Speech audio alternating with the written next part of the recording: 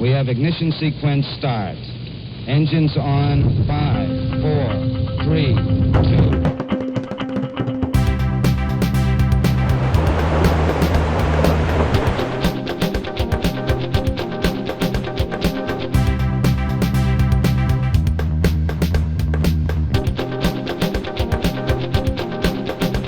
That fortress is our decision making.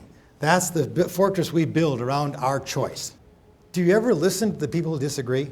I mean, really listen? It's so hard to do. You know they're wrong. I mean, really, come on. Listening to those guys again? Well, as it turned out, and that was why I had you give the reasons on both sides. The other side actually often has really good reasons. And one of the biggest difficulties we have for ourselves as critical thinkers is we make an idiot out of the opposition. We think they're stupid. We think they're bad. Their motives are bad. We think bad things about them, and therefore we feel easily able to disregard what they have to tell us. Then the problem is, how do we avoid those situations where 10 to 20% of the time we are going to dominant structure around a bad idea? 80% of the time you're going to be just fine.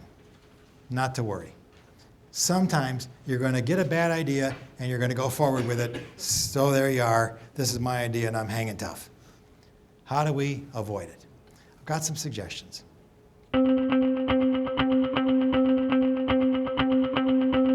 Another one that's in short supply from our research in America in general is truth-seeking. It's a habit of mind.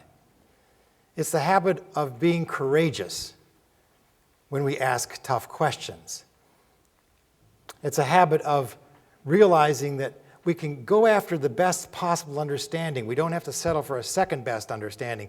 It's a habit of demanding reasons and demanding evidence and not simply opinions.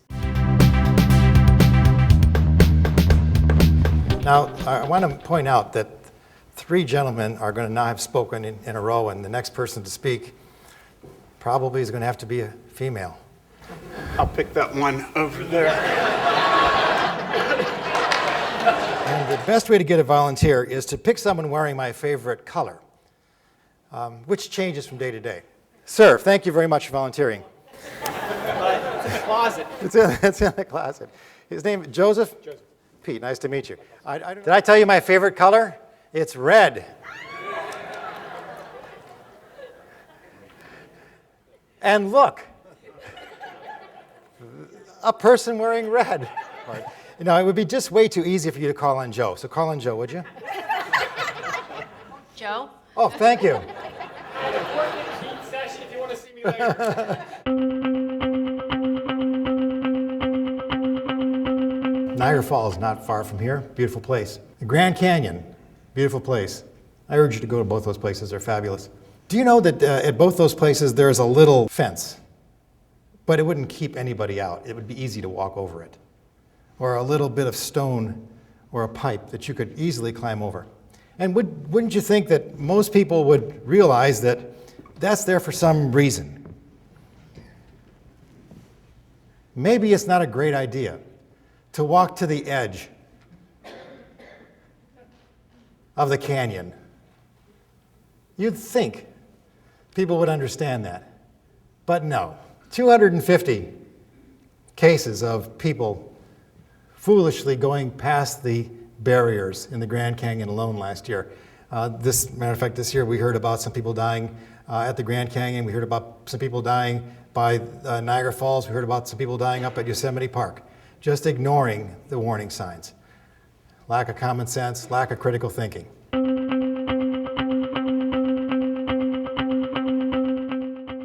A better democracy. I think we all want this. Wouldn't it be great if we were able to engage our political differences constructively and reflectively, instead of turning every political issue into some version of big-time wrestling? Wouldn't it be great if we actually listened to each other and acknowledged that the other people might have a real point of view that I ought to take seriously? A little critical thinking wouldn't hurt our democracy one bit. This is to remind us about why we favor this country.